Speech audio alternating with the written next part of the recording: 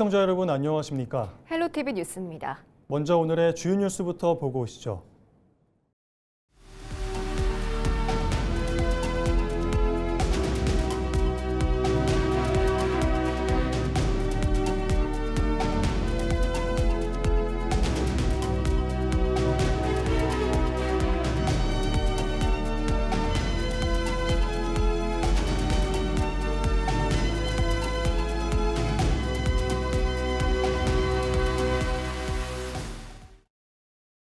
안동의료원의 경북도청 신도시로 신축 이전이 검토되고 있습니다. 경상북도는 공공의료 기능을 강화하고 의료 서비스 접근성을 높이기 위한 방안이라고 설명하지만 주민들 사이에서는 원도심 공동화에 대한 우려의 목소리도 있습니다. 홍하영 기자가 취재했습니다. 지난 2019년 안동의료원을 찾은 환자는 28만 1천여 명. 하지만 코로나19 이후 환자 수는 크게 줄었습니다. 2024년 이용자 수는 12만 5천여 명을 기록했습니다. 5년 전과 비교하면 절반에도 미치지 못합니다. 지역 의료원은 수익성보다 공공성을 우선해 응급의료와 감염병 대응, 취약계층 진료를 담당하고 있습니다. 이 때문에 지자체는 운영 적자를 감수하고 있지만 환자 감소가 계속되자 공공병원으로서 역할에 대한 고민이 커지고 있습니다. 경북도는 의료 수요 확보와 경영 개선을 위해 안동의료원 신축 이전을 검토하고 있습니다. 현재 안동 원도심에는 민간병원이 밀집해 있는 반면 경북도청 신도시는 의료 기반이 부족하다는 판단입니다. 경북도는 의료원을 신도시로 이전하면 정주 여건 개선은 물론 응급 필수 의료 기능을 강화해 예천과 영주 등 북부권 의료 여건도 개선될 수 있을 것으로 보고 있습니다. 중증 고난이도 질환 진료와 응급 필수 의료 기능을 강화해서 지역 내 포괄 2차 거점 종합병원으로서의 역할을 확대하고 특히 도민 이용 빈도가 높은 내과 분야 등을 세분화해서 진료의 전문성을 높여서 도민의 생명과 직결되는 골든타임을 사수하기 위해서도 지역의 응급의료센터와 심리혈관센터를 확충하고 용역 결과에서도 정책성과 경제성, 지역 균형 발전 측면에서 이전이 타당하다는 결론이 나왔지만 주민들의 반응은 엇갈렸습니다. 원도심 주민은 안동역과 안동터미널 이전으로 상권 침체를 경험했다며 안동의료원 이전이 원도심 슬럼화를 가져올 수 있다고 우려했습니다. 나이 드신 분들이 그 이동하는 자체가 상당히 힘들어요. 멀리 가면은. 물론 이분들을 위해서라도 여기 있는 게 좋고 또 경제적으로 봐도 아무래도 그 상권 쪽으로도 의료원이 있으면 유동인이 있으니까 아무래도 먹고 사는 것도 좀 가게들이 좀 날 거고. 원도심에 살지만 찬성하는 의견도 있었습니다. 안동에 국립의대가 유치되면 의료원에서 받을 수 있는 서비스가 좋아질 거란 기대 때문입니다. 찬성하고 말고 안동 지역에는 큰 병원이 없잖아. 대학병원이. 그리고 그 의료원이 옮기고 여기에 온다면서요. 의과대학 온다면. 그래 안동에는 큰 대학이 없으니까. 한편 안동의료원이 이전할 경우 기존 위치에는 보훈 전시공간이나 체육복합센터를 짓자는 안, 복합문화공간으로 꾸리자는 안과 청년 정주를 돕는 시설을 만들자는 안 등 총 4가지 안이 제시되고 있습니다. 다만 국립의대 유치가 아직 확정되지 않은 만큼 기존 의료원 부지 활용과 신도시 이전 효과를 둘러싼 논의는 계속될 전망입니다.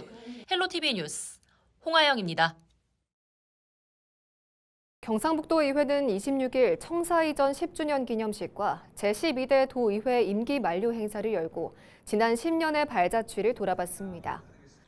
의원들은 도의회 앞마당에 경북의 상징꽃인 배롱나무를 심고 기념 표지석을 제막하며 새로운 미래를 향한 도약을 다짐했습니다.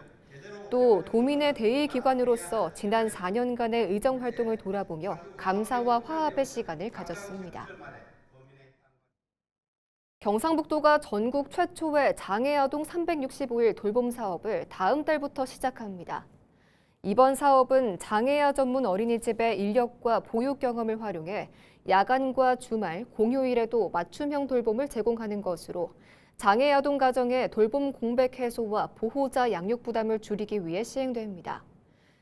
경상북도는 경주시 등 도내 주요 권역의 어린이집 4곳을 선정해 평일 저녁 6시부터 10시, 주말 오전 9시부터 오후 6시까지 서비스를 제공할 계획입니다. 특히 평일 야간에는 수요에 따라 자정까지 연장 운영해 긴급 돌봄 수요에 대응할 예정입니다. 경북소방본부가 여름철 벌쏘임 사고에 대한 도민들의 각별한 주의를 당부했습니다. 소방본부에 따르면 지난해 벌쏘임 환자 1,086명 가운데 73.6%인 799명이 7월에서 9월 사이에 발생했습니다. 올해는 같은 기간 기온이 평년보다 높을 것으로 전망되며 벌의 활동도 더욱 왕성해질 것으로 예상됩니다. 특히 추석이 포함된 9월에는 벌초 작업이 집중되는 만큼 벌쏘임 사고 예방을 위한 각별한 주의가 요구됩니다. 소방본부는 벌집을 발견하면 직접 제거하거나 벌을 자극하지 말고 안전한 장소로 대피한 뒤 119에 신고하라고 강조했습니다. 또 야외 활동을 할 때 밝은색 계열의 긴 소매 옷과 모자를 착용하고 벌이 몰려들 때는 머리 부위를 보호하며 20m 이상 떨어진 안전한 장소로 신속히 대피할 것을 당부했습니다. 경상북도가 ASF, 즉 아프리카 돼지열병 확산 방지를 위한 고강도의 방역 활동을 추진합니다. 경상북도는 여름철 집중호우로 야생 멧돼지 분변 등의 오염원이 토사와 함께 농장으로 유입될 우려가 커짐에 따라 산과 하천에 인접하거나 영농을 병행하는 양돈론과 34곳에 대한 합동 점검을 실시한다고 밝혔습니다. 배수로 정비 상태와 내외부 울타리, 소독시설 작동 여부 등을 확인하고 미흡한 사항이 보완될 때까지 집중적으로 관리할 방침입니다. 또 장마가 시작되면 ASF 위험주의보를 발령하고 상황실을 운영하는 등 비상태세를 유지하고 비가 그치면 농장 주변 청소와 소독을 시행할 계획입니다. 모바일 안동사랑 상품권의 판매 시간이 7월 1일부터 오전 7시로 당겨집니다. 기존 시간보다 3시간 빨라진 것으로 지역 상품권 차갭을 이용하는 지자체 70여 곳이 한 번에 접속하며 생기는 지연 현상을 최소화하기 위한 조치입니다. 안동시는 오전 7시가 안동시만 판매하는 시간이라 앱을 이용한 모바일 상품권 구입이 원활할 것으로 기대하고 있습니다.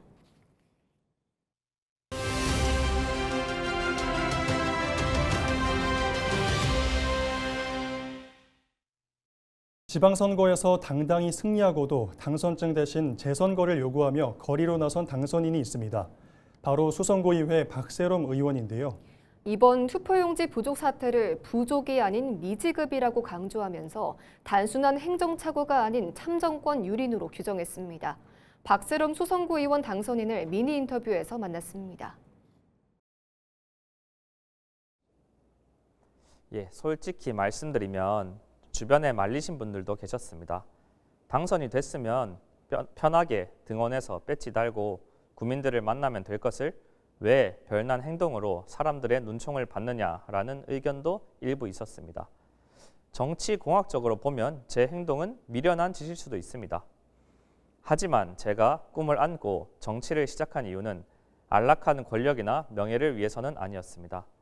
존경하는 우리의 아버지들과 어머니들의 피와 땀으로 제가 사랑하는 이 자유민주주의와 대한민국을 물려받은 것처럼 대한민국을 앞으로 지탱할 다음 세대에게 지금보다 더 정의롭고 부끄럽지 않은 대한민국을 물려주고 싶었습니다. 이번 선거는 처참한 불법 선거입니다. 대한민국 헌법 제1조 제2항과 헌법 제24조, 공직선거법 제151조 제1항 등이 명백하게 훼손되었습니다. 투표용지 미지급으로 국민의 뜻이 차가운 바닥에 짓밟히는 것을 두 눈으로 보고도 침묵하는 것은 저를 선택해 주신 주민의 뜻에 반하는 일이라고 생각했습니다. 훼손된 참정권 위에 세워진 당선증은 꺾여버린 꽃이라고 생각합니다. 꺾여버린 꽃을 손에 쥐고서 봄이 왔다고 노래할 수는 없습니다. 선관위는 110%에 달하는 선거인 예산을 확보해 놓았습니다. 단순한 행정착오나 부실 관리라고 설명할 것이 아니라 투표용지 미지급이라고 표현해야 합니다. 처음엔 전국 50곳이라던 투표소가 그 이후에 91곳, 그 이후에 140곳으로 늘어났습니다. 선관위의 거짓말은 계속해서 늘어나고 있습니다. 자유민주주의의 위대함은 화려한 승리의 왕관에 있는 것이 아니라 그 왕관을 향해 걸어가는 과정의 정직함에 있습니다. 국민이 신뢰하지 못하는 선거라면 결과의 정당성도 사라집니다. 잃어버린 국민의 신뢰를 회복하는 유일한 길은 법과 원칙에 따라 투명하게 판을 다시 짜는 재선거뿐입니다. 저는 기초의원 한 사람의 권한으로 국가기관인 선관위의 시스템을 하루아침에 바꾸거나 즉각적인 재선거를 강제할 수 없다는 현실을 잘 알고 있습니다. 우리의 분노는 뜨거운 감정과 함께 차가운 이성으로 조화를 이룰 때 비로소 가장 강력한 힘을 발휘한다고 생각합니다. 저는 재선 임기가 시작되는 제10대 의회에 들어가는 순간부터 감정적인 규탄을 넘어 법과 제도가 허락하는 가장 집요하고 현실적인 권한들을 행사할 것입니다.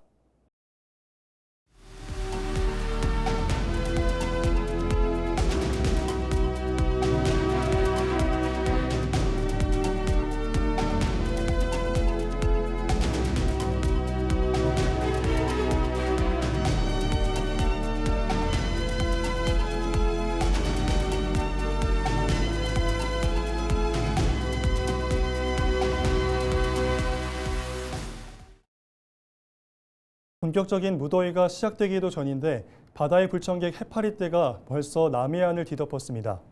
예년보다 높아진 수온 탓에 출몰 시기가 한 달 가까이 빨라진 건데요. 어민들은 조업을 포기한 채 해파리 제거 작업에 매달리고 있습니다. 표영민 기자가 현장을 취재했습니다. 경남 고성군의 고성만 앞바다. 어선 두 척이 팽팽히 담긴 그물을 끌며 바다를 가릅니다. 수면 위로 모습을 드러낸 그물 안은 투명한 해파리로 가득합니다. 우리나라 연안에서 흔히 발견되는 보름달 물해파리입니다. 현재 고성 앞바다 수온은 20도를 웃돌며 지난해 같은 시기보다 2도 이상 높습니다. 해파리가 번식하기 좋은 환경이 조성된 겁니다. 해파리 개체수가 급증하면서 어민들은 조업보다 제거 작업에 힘을 쏟고 있습니다. 고성 해역에서만 하루 평균 14만 톤가량의 해파리가 수거되고 있습니다. 발 디딜 틈 없이 말하자면 그 정도로 지금 해파리가 많습니다. 그러니까 이게 3, 4일, 4, 5일 꺼가지고는 되지는 않은 입장이고 이를 꺼려고 하면 한 20일 정도 꺼야만이 어느 정도 해소가 안 될까 이렇게 싶습니다. 고성과 통영 등 경남 남해안은 물론 전북 새만금 방조제 해역까지 해파리주의보와 예비주의보가 잇따라 발령됐습니다. 보름달 물 해파리는 독성은 약하지만 왕성한 번식력이 문제입니다. 대량으로 유입된 해파리 무게에 그물이 찢어지기 일쑤고 함께 잡힌 어류의 상품성도 떨어뜨립니다. 지자체도 긴급 대응에 나서고 있습니다.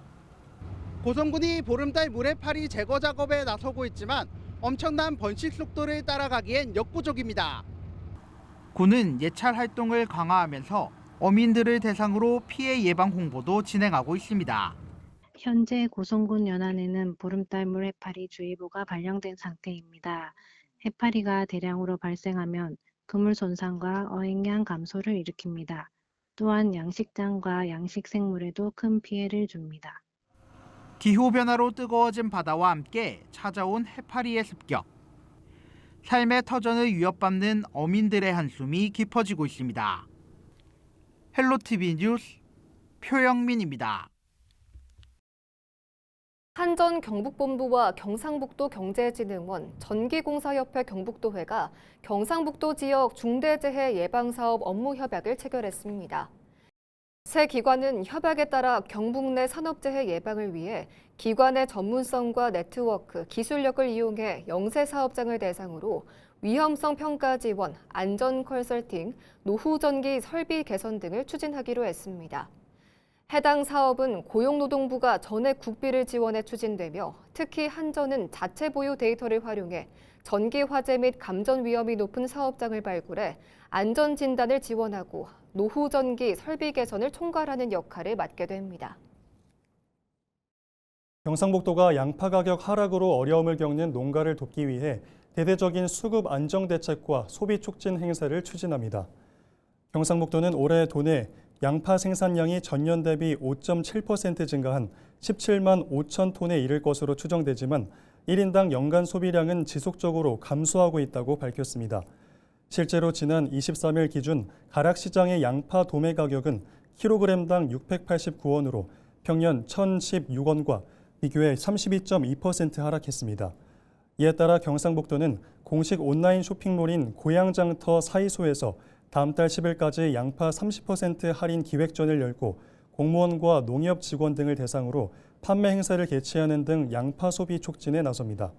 또 양파 가격 안정화를 위해 지난 17일까지 중만 생종 양파 3,800톤을 출하 정지했고 대만과 싱가포르 등의 수출을 확대해 나갈 방침이라고 밝혔습니다.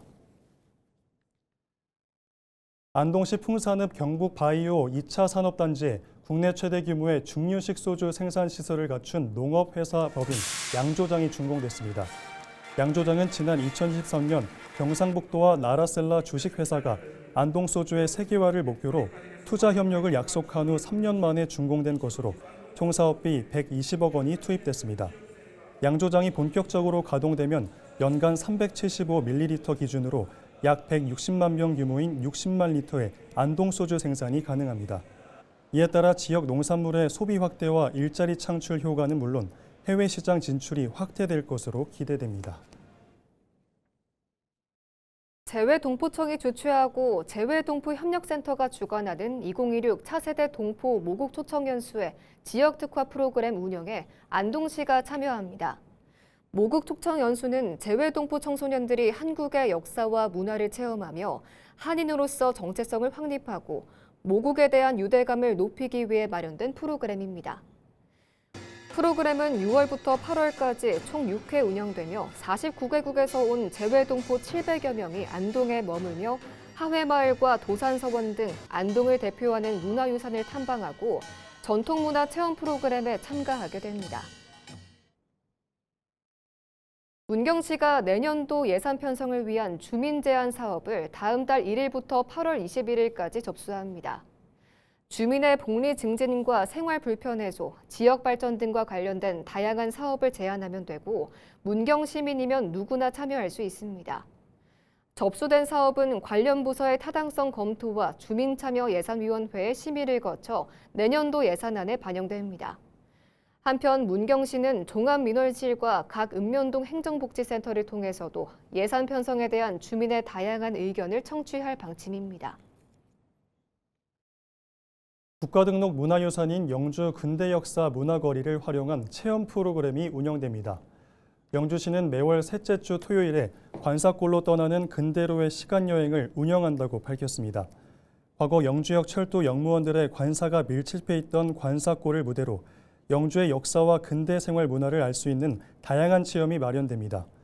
영주시는 관사에서 대를 이어 살아온 어르신들이 직접 들려주는 이야기를 비롯해 관사골 할머니들과 함께하는 계절관식 체험 등 주민들이 직접 기획하고 운영하는 프로그램이 의미를 더한다고 설명했습니다. 경상 임당 유적 전시관이 초기 압도국 사람들의 일상을 담은 특별기획 전시회를 열었습니다.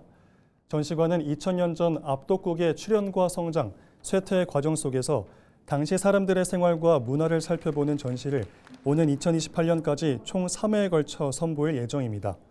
올해 선보이는 첫 전시는 압도국의 여명기를 장식한 기원전 2세기부터 기원 후 2세기까지 경산의 삶의 터전을 일구고 살아갔던 사람들의 일상을 담았습니다. 이번 전시는 오는 9월 27일까지 임당 유적전시관 1층 기획전시실에서 만날 수 있습니다.